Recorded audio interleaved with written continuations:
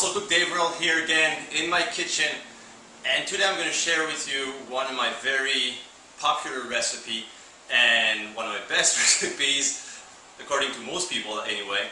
It's my homemade protein bars, my high protein fudge bars, and to be honest, these are the most tasting homemade protein bars in the world.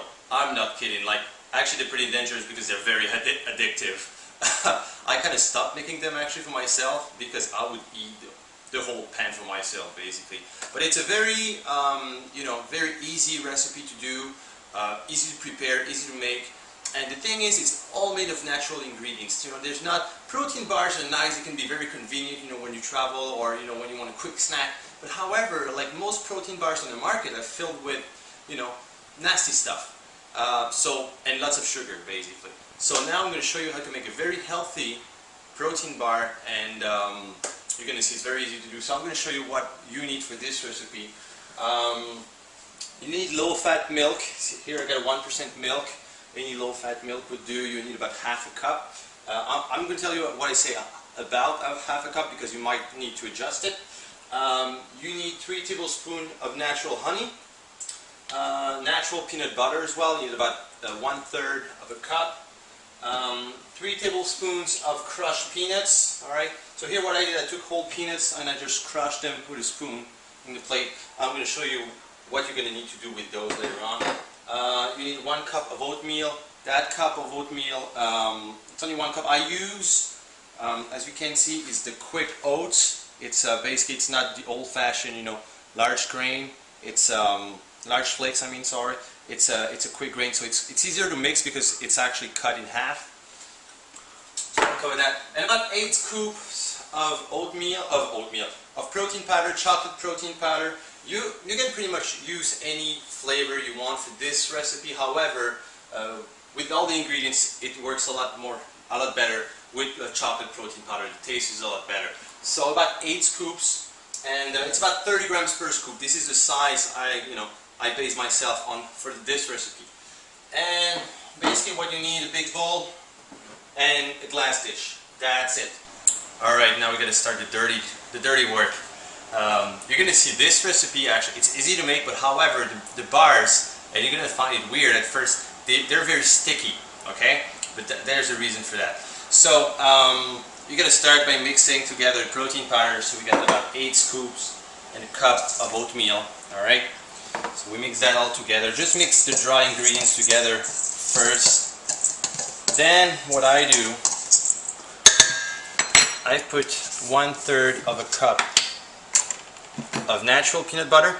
One thing, guys, make sure the natural peanut butter you got is fairly liquid. If you use regular peanut butter and the peanut butter is, kind of hard, that's going to be very difficult to mix in this recipe, and what's going to cause is going to cause the mix to be very dry. So you want basically natural peanut butter, and you want it, very liquid like this one. So I can just use. It's about 3-4 tablespoons, rounded up tablespoons of peanut butter.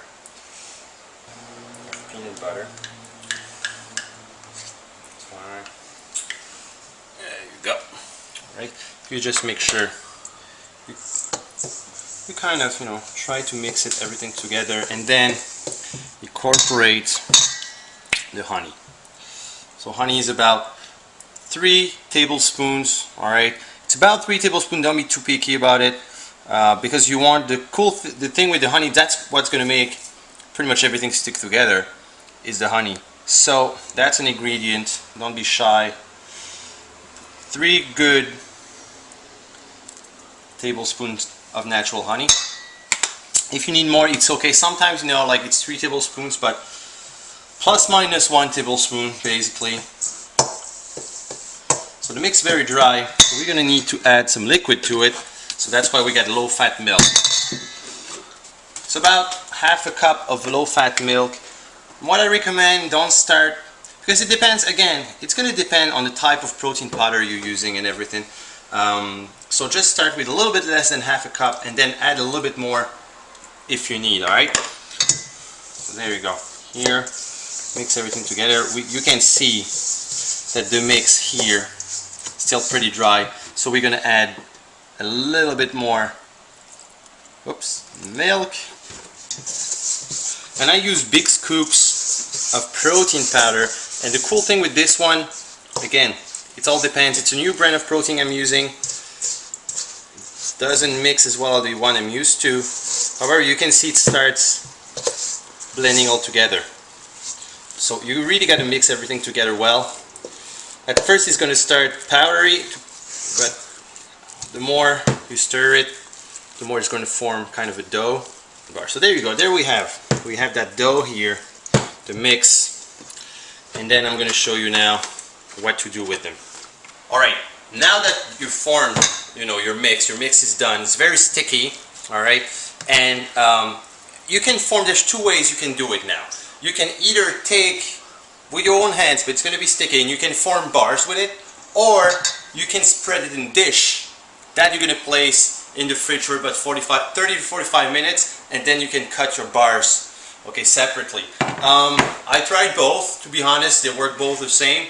For this one, I'm just going to show you the easy way. It's just to pour the mix in the pan.